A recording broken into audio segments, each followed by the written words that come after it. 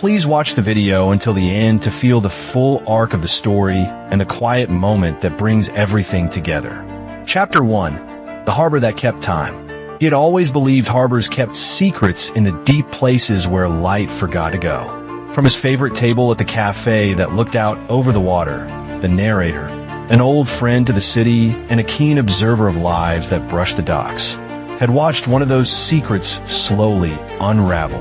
Daniel Mercer lived in a small, weathered house on the incline above the port, where gulls stitched the mornings and rain had worn the paint to a soft, honest gray. There was a photograph on his mantel, a woman smiling at the edge of summer, a younger Daniel with an arm slung around her shoulders. Theirs had been a life of ordinary, loving complicities until one day a silence replaced the ordinary. That silence rearranged the town of Daniel's days. Mornings were caution, evenings were ritual, and nights were long enough to invent new shapes for grief. Olive, his daughter, was 7 and had learned, too soon, to measure the cadence of her father's sorrow. She was the bright, stubborn hinge on which the house turned. One sleepless night, mischievous, defiant, and full of the particular wisdom children hold, she dialed a late-night radio program that welcomed callers to speak to an often invisible world. She wanted to tell someone that her father talked to the photograph. She wanted, maybe, to know whether talking out loud would soften the edges of the silence. The radio host, a man with a voice like warm street lamps, let the call run, and the harbor of their lives spilled, unintentionally, through the airwaves. Chapter 2. The Listener in the East. Across the country, in a town of red brick and maples, Evelyn Hart baked her way into the mornings, kneading bread, folding pastries, keeping precise time with a watch that made a soft, comforting ticking. She had an engagement ring tucked into the corner of a drawer and a calendar mapped with plans that looked like the life everyone expected of her. The radio had been playing that night because the cafe across the street kept it on low, and she had paused, flour-dusted hands on the counter, when Olive's small voice said, "My daddy talks to pictures." There was a sharp, unexpected ache in Evelyn's chest. Not for what she had, but for what she recognized. She had loved once with a bravery that matched the way she shaped dough. Gentle pressure, patient waiting. The loss had taught her about the residue of absence, the faint impressions left on places people had touched. Evelyn listened to the rest of the broadcast, to Daniel's halting words that left more unsaid than said. She wrote a letter that afternoon, not to send immediately, but the kind of letter that folded around sorrow like a map. She was engaged, and yet the letter was honest, unadvertised to anyone but the paper and the pen. In it she confessed her own history of quiet evenings, her own habit of lighting a candle for the people she missed. When she did finally post it, an impulsive act inspired by something like faith, it was because she believed foolishly and wonderfully that hearts can find each other across signals and miles. Chapter 3. Letters that crossed maps. What started as a single letter became a handful of exchanges. The radio station read Evelyn's note aloud during a follow-up show, and someone made a copy and sent it. There was no grand orchestration, only the small, relentless mechanics of human curiosity. Daniel received the first of the letters wrapped in a plain envelope, the handwriting careful and uneven, like someone who had to teach the world to trust again. He wrote back with the idiom of someone who wore grief like a coat, practical, honest, a little shy.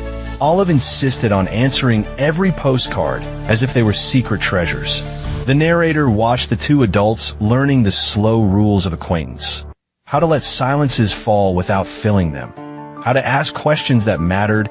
How to offer stories that did not demand immediate repair, but only a shared remembering. For Evelyn, writing became a kind of rehearsal for feeling alive in a new arrangement. For Daniel, it was a small sun that rose and made the house less cold. Their correspondence was not always sweet. Sometimes it cracked with fear. Sometimes it sat quietly with no pressure to become something it wasn't yet. But something like hope threaded through their sentences, lightening dull afternoons, making evenings worth attending. Chapter 4. The Decision to Cross. Evelyn had a fiancé, a mankind in practical ways, but steady as a road. She found herself standing at a crossroads she hadn't mapped. The letters no longer felt like whispers from strangers. They were the accumulating evidence of a companionship that grew in small, stubborn increments. On a wet morning, after a shift spent glazing tarts and watching steam lift from cups, she made a choice that surprised even her. She would go west. The narrator, whose vantage point included trains and ferries and the small logistics of meetings, remembered the day she boarded. He had seen many arrivals of the harbor, couples clasping hands, travelers carrying too much optimism in large suitcases. But Evelyn arrived with an honest, trembling courage that was its own luggage. Daniel read her travel plans in the exact way a person reads a weather forecast, careful, then a little hopeful. He did not plan a theatrically romantic meeting. He thought only to be himself, to walk to the place where the sea and the skyline negotiated their boundaries. Olive made him promise something private. No grand speeches without running it by her first. Chapter 5. The Night of Lanterns. Storms came the evening Evelyn reached the city. Wide sheets of rain that made the harbor reflect lights like an audience of small, attentive stars. Plans dissolved into the glow of wet pavement. The narrator watched from the cafe as two people, summoned by letters and a desire to honor the fragile promise between them, circled each other like tides. There was a moment, sharp and absurd, when neither of them recognized the other immediately. The city had rearranged their faces with umbrellas and hurried collars. Evelyn stood beneath a bridge, her hair flattened, a scrap of paper with a station name folded in one hand. Daniel approached from the other side, Olive at his side, carrying a paper lantern like a small comet. The crowd around them carried its own stories. People waiting for trains, lovers parting, a musician tuning a guitar. When they finally saw each other, it was not a scene from a film, but an ordinary, miraculous collision. Two people who had been brave enough to send letters into the dark, and then braver still to step into the rain. They talked as if testing waters. Small questions, warmer recollections, a few jokes that landed like pebbles in the harbor. The narrator, who had watched the city teach its lessons of patience and chance, felt the sort of satisfaction that comes when a plan that sounded like a fantasy resolves into a simple truth. They liked being together. Chapter 6. The harbor keeps soft promises. No thunderclap, no cinematic flourish came afterward. Only a sequence of small, honest moments that stitch two lives to the same seam. Evelyn's fiancé returned from a business trip to a conversation neither of them tried to dramatize. She listened, and he understood in the way good people sometimes do. They parted with gratitude rather than anger, admitting that sometimes the shape of a life changes without bitterness, simply because it must. Daniel and Evelyn navigated the natural, awkward intimacy of learning one another's rhythms.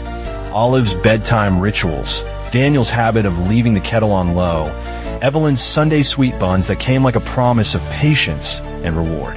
The narrator observed the city around them, how its fog made privacy of a peculiar sort, how its constant light, rain, seemed a kind custodian for new beginnings.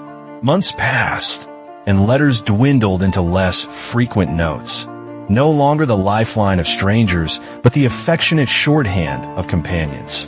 They still wrote sometimes, casually. They still sent postcards when they traveled. What had begun as a radio call from a small, brave child became something both grounding and wild. A family remade, not by theatrical destiny, but by the quiet accumulation of ordinary choices. The narrator liked to tell people that love, in its finest hour, is not always a sudden revelation. Sometimes it is a patient architecture, small bricks of daily kindness, mutual respect, and the occasional daring to speak aloud the truth of one's loneliness. Daniel and Evelyn found each other in a city that kept secrets in its harbor, and their story proved that even the loneliest nights have the potential to be interrupted by the warmth of a return voice.